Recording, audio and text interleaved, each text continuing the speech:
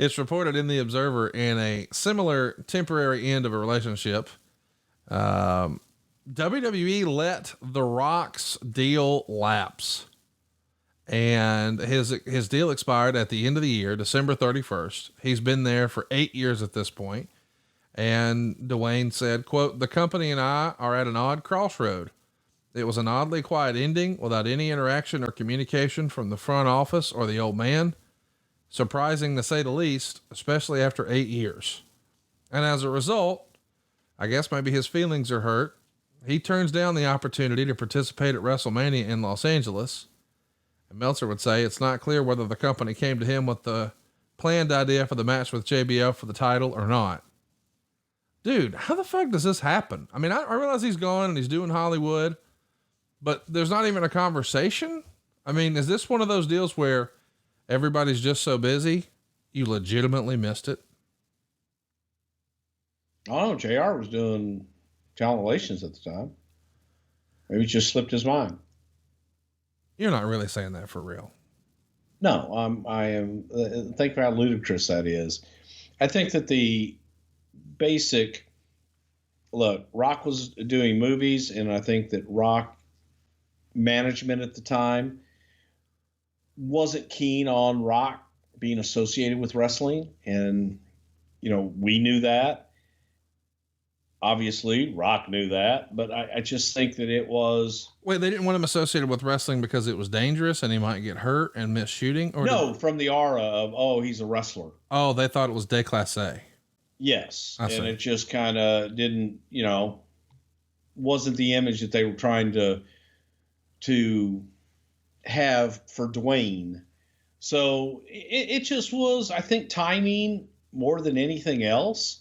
And everybody, look, I think that if we could have had a relationship with Rock all the way through, my God, we would have walked over hot coals to do that. I think it was just kind of a mutual. I don't know that Rock was really making any effort to stay, and there were feelings on both sides that maybe it's time to take a break, but nobody wants to say to the other one, take a break, and things happen sometimes. Do you think this is one of those deals where Vince maybe thought, hey, if he wants to talk to me, he'll come see me, or he'll come talk to me, or if he wants to do something, he'll let me know. And maybe The Rock felt like, given his success in Hollywood, and that he didn't have to have this, maybe he thought, hey, if the old man wants me, he'll let me know. And as a result, nobody let anybody know anything. I think that probably could have happened. I think that, it's just lack of communication more than anything.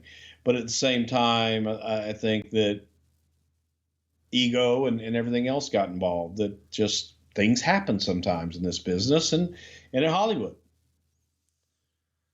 It's just amazing that ego becomes a thing. Let me ask this, as far as creative. You're surprised that ego becomes a thing? Have you met me? No, I'm just saying, like, when there's this much money involved and this much opportunity, like, I never let ego get in the way. I'm like, hey, if you need me to eat the shit to make this deal for the greater good of the company, I'm going to do what's best for business. And I guess at that point, neither Vince nor Rock maybe felt like they had to. And they were like, he needs me, I don't need him, sort of deal. That's the vibe I get. And fuck, I don't know these guys. Yeah. I just, again, it does come down to ego sometimes. And I think that it is one of those situations where things happen. So were there ever any plans for JBL versus Rock, as far as you know, probably to get the belt off of JBL and on to Rock or something like that? No, absolutely not. So there's a press conference between Steve Austin and Vince McMahon regarding a movie deal. Now, not trying to play a conspiracy theorist, but is the timing of this a coincidence with everything that was going on at the Rock at the time? It was a coincidence in that we were doing the Steve Austin movie at the time. Do you think? No, it had nothing to do with The Rock at all. But that they probably thought that, right? Who's they? Well, hypothetically, it's been said over the years that Steve and Dwayne were pretty competitive with each other. And I know at this point they're no longer in ring, but still, it does feel like there's a little bit of competitiveness between them, is there not? I'm sure there always has been. This was more of a WWE studio thing than anything. This had it had absolutely zero. Oh my God, Rock's not going to join, so we'll get Steve to do a movie. Zero truth to that in any way, shape, or form. You ain't got to get hot about it. I am hot about it. But why? Because now you made me hot. What's your favorite Steve Austin movie? Condemned. I think that's everybody's answer, isn't it? Yes, I fucking loved it. So I seriously think if there was a way, and I really do believe this, if there was a way that a little bit of that violence could have been edited out of that movie and that been released PG, that it would have done much better, would have been much more better received.